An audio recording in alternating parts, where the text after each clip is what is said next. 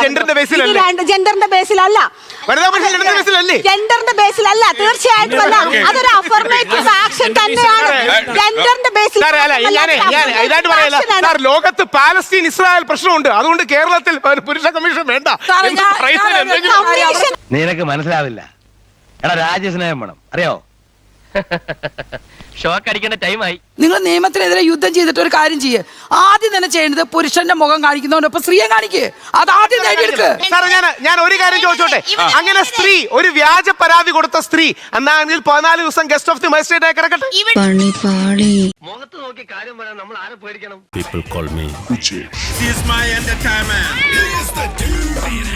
പുരുഷ കമ്മീഷൻ ആവശ്യമുണ്ടോ രാഹുൽ? ഈ പുരുഷ കമ്മീഷൻ വേണോ എന്നൊരാളെ പിടിച്ചു നിർത്തി തെരുവിൽ വെച്ച് ചോദിച്ചാലേ അവരോട് എന്താ പറയാ? അതിനുള്ളൊരു സമയമായോ? ഓരോ 4.5 മിനിറ്റിലും ഇന്ത്യയിൽ ഒരു പുരുഷൻ ആത്മഹത്യ ചെയ്യുന്നുണ്ട്. ഓരോ 11 മിനിറ്റിലുമാണ് സ്ത്രീ ആത്മഹത്യ ചെയ്യുന്നത്. രണ്ടും ഒരേപോലെ അപകടമാണ്, സംശയമില്ല. പക്ഷേ സ്ത്രീയുടെ 2 ഇരട്ടി ആത്മഹത്യകൾ പുരുഷന് വരുന്നുണ്ട്. ഒരുപാട് വ്യാജ പരാതികൾ വരുന്നുണ്ട്. പല കണക്കുകളുമുണ്ട്. BBC കോട്ട് ചെയ്യുന്നൊരു കണക്കുണ്ട്. 53.2% ഇന്ത്യയിലെ റേപ്പ് കേസുകൾ ഒരു പ്രത്യേക വർഷത്തിൽ അവർ പഠനവിധേയമായി കോട്ട് ചെയ്യുന്നത് വ്യാജ റേപ്പ് കേസുകളാണെന്നാണ്. അതൊന്നും എനിക്കറിയാൻ മേല. അതുകൊണ്ട് നിർബന്ധമായിട്ട് ഒരു പുരുഷ കമ്മീഷൻ വേണം. ഇവിടെ ബ്രിട്ടീഷ് കാലഘട്ടം തൊട്ട് ഇന്ത്യക്കാരിലെ കളവായ പരാതികൾ നൽകുന്ന ഒരു രീതി ഉണ്ട് എന്ന് അവർ മനസ്സിലാക്കിക്കൊണ്ട് അതിൽ നിന്ന് ഇവിടുത്തെ പുരുഷനെ സംരക്ഷിക്കാനാണ് ഈ വകുപ്പുകൾക്കുള്ളിൽ ഉപവകുപ്പുകൾ നൽകിയത്. അതുകൊണ്ട് തന്നെ ഞാൻ പറയുന്നത് ഇത് ഒരു പുതിയ സംവിധാനം വേണം, പുരുഷ കമ്മീഷൻ വേണം എന്നല്ല. ഇവിടെ നല്ല നിയമവ്യവസ്ഥയിലെ ഒരു സ്ത്രീയുടെ വ്യാജ പരാതി കിട്ടിയാൽ അതനുസരിച്ചിട്ട് ഒരു ജുഡീഷ്യൽ റിമാൻഡിൽ 14 ദിവസത്തെയോ 30 ദിവസത്തെയോ അത് ജയിൽ സന്ദർശനമേ ആയി കാണേണ്ടതില്ല. ഇവിടുത്തെ മാധ്യമങ്ങൾക്ക് ഒരു പങ്കുണ്ട്. We are the guest of the magistrate. We are just going for a judicial remand. ആ റിമാൻഡ് കാലയളവിൽ കൂടുതൽ എപ്പോഴെങ്കിലും ജയിലിൽ കിടന്നിട്ടുണ്ടോ? അങ്ങനെ ഗസ്റ്റ് ഓഫ് ദി മജിസ്ട്രേറ്റ് ആയിട്ട് അല്ല, എപ്പോഴെങ്കിലും ജയിലിൽ കിടന്നിട്ടുണ്ടോ? പോയേ കയ്യിന്ന് പോയേ പിന്നെയും പോയേ. ജയിൽ സംവിധാനങ്ങൾ മാറ്റണം. പക്ഷേ എന്തിനാണ് 14 പുരുഷന്റെ സ്വാതന്ത്ര്യം ഇല്ലാതാക്കുന്നത്? സാർ ഞാൻ ഒരു കാര്യം ചോദിച്ചോട്ടെ. അങ്ങനെ സ്ത്രീ ഒരു വ്യാജ പരാതി കൊടുത്ത സ്ത്രീ എന്നാണെങ്കിൽ 14 ദിവസം ഗസ്റ്റ് ഓഫ് ദി മജിസ്ട്രേറ്റ് ആയി കിടക്കട്ടെ. അങ്ങനെ വ്യാജ പരാതി കൊടുത്ത സ്ത്രീയും ഗസ്റ്റ് ഓഫ് ദി മജിസ്ട്രേറ്റ് ആയി കിടക്കട്ടെ. 16 ദിവസമാണ് ഞാൻ ജയിലിൽ കിടന്നത്, പ്രത്യേകിച്ച് സ്റ്റേഷൻ ജാമ്യം തരുന്ന കാര്യത്തിൽ. ഈ ജയിലില് ഈ പണ്ടത്തെ പോലെ മറ്റേ എന്താ പറയണേ അരിയുണ്ടയോ സാധനങ്ങളും അങ്ങനെയൊന്നും അല്ല. പക്ഷെ ഈ ജയിലിൽ കിടക്കുന്നത് നമ്മുടെ സ്വാതന്ത്ര്യം ഇല്ലാതാക്കുകയാണ്. ആ സ്വാതന്ത്ര്യമാണ് ഒരു മനുഷ്യന്റെ അടിസ്ഥാനം. ഈ എന്താ പറയണ ജയിലാണ്. വനിതാപക്ഷ നിയമങ്ങൾ ദുരുപയോഗം ചെയ്ത് ജയിലിൽ കിടക്കുന്നതിന് ഒരു കാൽപ്പനികതയില്ല. അങ്ങനെ ഏതെങ്കിലും സ്ത്രീക്ക് താല്പര്യം ഉണ്ടെങ്കിൽ അവർ ഗസ്റ്റ് ഓഫ് ദി മജിസ്ട്രേറ്റ് ആയിട്ട് 14 ദിവസം ജയിലിൽ കിടന്നാൽ മതി. പ്രശ്നങ്ങളെ ഫേസ് ചെയ്യൂ Thoman. Take it easy. Everything will be all right. Okay. അതായത് ഇവിടെ പുരുഷന്മാർ അനുഭവിക്കുന്ന ഏറ്റവും വലിയ പ്രശ്നം സ്ത്രീകൾ കൊടുക്കുന്ന വ്യാജ പരാതിയാണോ? അല്ല, ഇവിടെ ഇവിടെ പുരുഷന്മാർ അനുഭവിക്കുന്ന ഏറ്റവും വലിയ പ്രശ്നം ഇവിടുത്തെ ജാതീയത, ഇവിടുത്തെ വർഗീയത. അല്ല, നിങ്ങളുടെ പുരുഷന്റെ ആ മാനസികാരോഗ്യമാണോ നിങ്ങളുടെ വിഷയം? വേറൊരു വിഷയമല്ലേ? വർഗീയതയും പ്രശ്നമാണ്. കൊണ്ടുവരുന്നത് എന്തിനാണെന്നറിയാമോ? വിഷയം കൺഫ്യൂസ് ചെയ്യാനാണ്.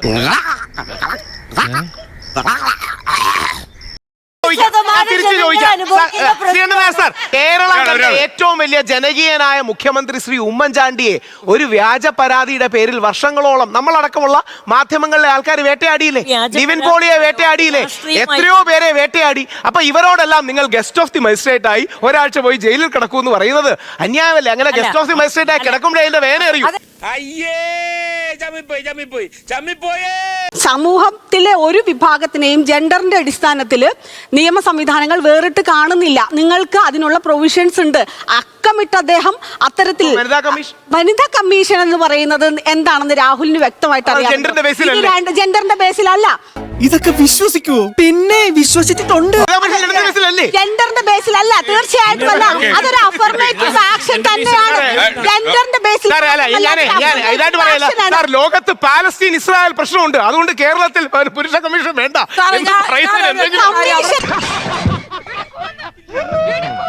ശ്രീ രാഹുൽ ഈശ്വർ ആയിക്കോട്ടെ, ശ്രീ രാഹുൽ മാങ്കൂട്ടം ആയിക്കോട്ടെ, ഫ്രാങ്കോ മുളക്കിലായിക്കോട്ടെ, ഒരാളെ കുറ്റവിചാരണയ്ക്ക് ശേഷം നിരപരാധിയാണെന്ന് വിടുന്ന ഒരു അവസരം, അവിടെ നമുക്ക് ഉണ്ടാകുന്ന പ്രശ്നം എന്ന് പറയുന്നത് നേരത്തെ മാഡം സൂചിപ്പിച്ചതുപോലെ ഇവരുടെ പേര് നമ്മൾ പറയുന്നുണ്ട്. അതിജീവിത മാർഗ്ഗം കിട്ടുന്ന ഒരു പ്രൈവസി, ആ സപ്പോർട്ട് ഇവിടെ പ്രതികളായവർക്ക് പിന്നീട് കുറ്റം തെളിഞ്ഞില്ലെങ്കിൽ കിട്ടുന്നില്ല. അതിന്റെ ഉത്തരം ഒരു സൈഡിൽ XX ഇടുന്നുണ്ടെങ്കിൽ കഴിയുമെങ്കിൽ ഇന്നത്തെ ഡിജിറ്റൽ യുഗത്തിൽ എന്തുകൊണ്ട് നമുക്ക് ഇവരുടെ പേരുകൾ വൈ ആക്കി കൂടാ? അത് ശരിയാ. പുരുഷന്റെ പ്രൈവസി. നിയമത്തിന്റെ കാര്യങ്ങൾ പറഞ്ഞ് നിയമം വെറുതെ വിട്ടു. നിങ്ങൾ നിയമത്തിനെതിരെ യുദ്ധം ചെയ്തിട്ട് ഒരു കാര്യം ചെയ്യേ. ആദ്യം തന്നെ ചെയ്യേണ്ടത് പുരുഷന്റെ മുഖം കാണിക്കുന്നവനൊപ്പം സ്ത്രീയെ കാണിക്കേ. അത് ആദ്യം നേടിയെടുക്ക്. ഈ സ്ത്രീകൾക്ക് പുരുഷന്മാരെ കുറ്റം പറയുന്ന സ്ത്രീകളുടെ വീട്ടിലും പുരുഷന്മാരുണ്ട്. അവരുടെ വീട്ടിൽ അവരുടെ അച്ഛനോ അല്ലെങ്കിൽ അവരുടെ സഹോദരനോ ഭർത്താവിനോ അല്ലെങ്കിൽ അവരുടെ സുഹൃത്തിന് ഇതേപോലൊരു വ്യാജ പരാതി വരികയാണെങ്കിൽ ഇവരെന്ത് ചെയ്യും? അപ്പുറത്ത് നിൽക്കുന്ന സ്ത്രീകളെ സപ്പോർട്ട് ചെയ്യും. അങ്ങനെ ഒരു അല്ല, അങ്ങനെ ഞാൻ പറഞ്ഞു കഴിയട്ടെ പ്ലീസ്.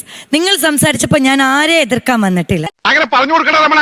ഇപ്പൊ ഒരു ഫാഷനാണ്. കാരണം 4-5 പ്രാവശ്യം ഒരാളെ എങ്ങനെ 9 പ്രാവശ്യമൊക്കെ പീഡിപ്പിക്കാൻ പറ്റും? ഒന്ന് പറഞ്ഞു നോക്ക്. ഇതിപ്പോ ഒരു ഫാഷനാണ്.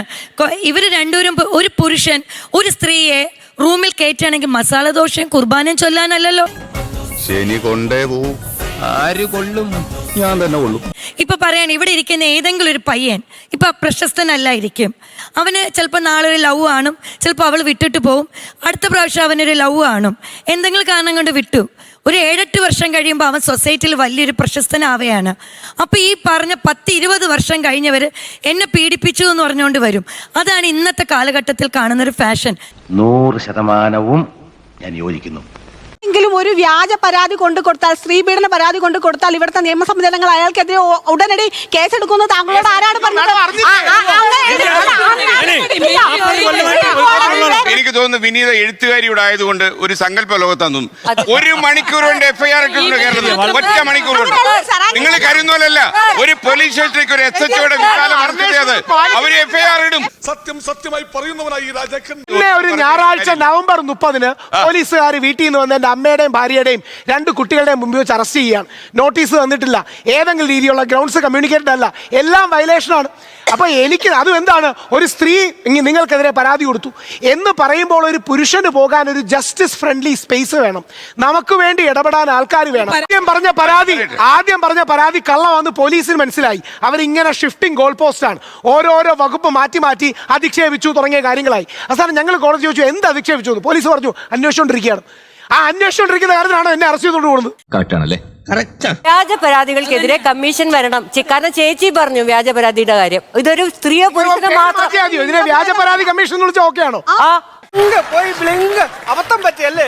നമ്മളെ സമൂഹം ചലിക്കുന്നത് മുന്നോട്ടാണ്, ഒരിക്കലും പിന്നോട്ടല്ല. പുരുഷനെ കേൾക്കാൻ വേണ്ടിയിട്ട് ഒരു സ്പേസ് വേണം. പുരുഷാവകാശ കമ്മീഷൻ വേണം തന്നെയാണ് ഞങ്ങളും അഭിപ്രായപ്പെടുന്നത്. ഇക്വാലിറ്റി തന്നെയാണ് വേണ്ടത്. അപ്പോ സ്ത്രീകൾക്ക് ഒരു സ്ഥലം ഉള്ളതുപോലെ തന്നെ പുരുഷന്മാർക്കും എല്ലാ കാര്യങ്ങളും സംസാരിക്കാനും ഇതാക്കാനും ഒരു സ്ഥലം വേണം.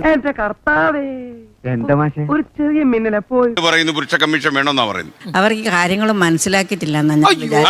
ഫെമിനിസം എന്ന് പറഞ്ഞാൽ സ്ത്രീകളുടെ അവകാശങ്ങൾക്ക് വേണ്ടി പോരാടുന്നതിനെയാണ് ഫെമിനിസം എന്ന് പറഞ്ഞത്. സ്ത്രീകൾക്ക് അവകാശമുള്ളതുപോലെ തന്നെ പുരുഷന്മാർ. അതാണ് സ്ത്രീ പുരുഷ സമത്വം. പറയട്ടെ മോളെ, സ്ത്രീ പുരുഷ സമത്വം എന്ന് പറയുന്നത് പുരുഷനെ വേറെ കണ്ടും സ്ത്രീനെ വേറെ കാണാന്നൊന്നുമില്ല. ഞാൻ നേരത്തെ പറഞ്ഞില്ലേ, ചെറുപ്പത്തിൽ തന്നെ ആൺകുട്ടികളും പെൺകുട്ടികളും ഒരുമിച്ച് അവർ ഈക്വൽ ആണെങ്കിൽ എന്തുകൊണ്ട് നിങ്ങൾക്ക് ഇത് അക്സെപ്റ്റ് ചെയ്യാൻ പറ്റുന്നില്ല? അതാണ് എന്റെ ക്വസ്റ്റ്യൻ. എന്തുകൊണ്ട് പറ്റുന്നില്ല? നിങ്ങൾ എന്തുകൊണ്ട് അതിനെ എതിർക്കുന്നു? അതാണ് എന്റെ ക്വസ്റ്റ്യൻ. നമ്മുടെ കുടുംബ കോടതിയിൽ സാധാരണ 20,000 1 ലക്ഷം ഒക്കെ സാലറി വാങ്ങുന്ന പെണ്ണുങ്ങളുടെ അവസ്ഥ എന്താണ്? വിവാഹം കഴിച്ചു കഴിഞ്ഞാൽ പെണ്ണുങ്ങളുടെ അവസ്ഥ എന്താണ്? പിന്നീട് എന്താണ് സംഭവിക്കുന്നത്? മെയിൻ്റനൻസ് പുരുഷന്മാർ കൊടുക്കുന്ന 5,000 6,000 രൂപ മെയിൻ്റനൻസ് കൊണ്ട് ജീവിച്ചു കൊള്ളണം എന്ന് പറയുന്ന നിയമം നമുക്കുണ്ടെന്ന് നമുക്കറിയില്ലേ? ഒരാളെ ഡൈവേഴ്സ് ചെയ്തു, അവൻ പിന്നെ അന്യ പുരുഷനാണ്, പിന്നെ എന്തിനാണ് അവന്റെ അതായത് കാശും സ്വന്തം കാലിന് എഡ്യൂക്കേഷൻ നിന്ന് നമുക്ക് ഡിഗ്നിറ്റി സെൽഫ് റെസ്പെക്ട് വേണം. നിന്ന് കാണിച്ചു കൊടുക്കണം. അല്ലാതെ നമുക്ക് വേണ്ടാത്ത കാശ് വാങ്ങിച്ച ആ പെണ്ണ് വേറെ രീതിയിലാവും. പെണ്ണുങ്ങളായ ഇങ്ങനെ തന്നെ വേണം. എന്തിനാണ്? സ്വന്തമായി ജോലി ചെയ്യണം. അതാണ് വേണ്ടത്. അതാണ് അന്തസ്സുള്ള ഏത് പെണ്ണ് ചെയ്യുന്നത്. ഇപ്പൊ ഇവിടെ പറഞ്ഞ പോലെ തന്നെ എനിക്കും പുരുഷാവകാശം വരണം എന്ന് തന്നെയാണ് ആഗ്രഹം. കാരണം എന്താന്ന് വെച്ച് കഴിഞ്ഞാൽ സ്ത്രീകൾക്ക് അവകാശമുള്ള പോലെ തുല്യമായിട്ട് തന്നെ പുരുഷന്മാർക്ക് അവകാശമുണ്ട്. സ്ത്രീകൾക്ക് വേതനം എടുക്കുന്നത് പോലെ തന്നെ പുരുഷന്മാർക്കും വേതനം എടുക്കും. അപ്പൊ അവർക്ക് ചോദിക്കാനും ആൾക്കാർ വേണമെന്നാണ് എന്റെ ഒരു അഭിപ്രായം. ഒരു മര്യാദ വേണ്ടേ?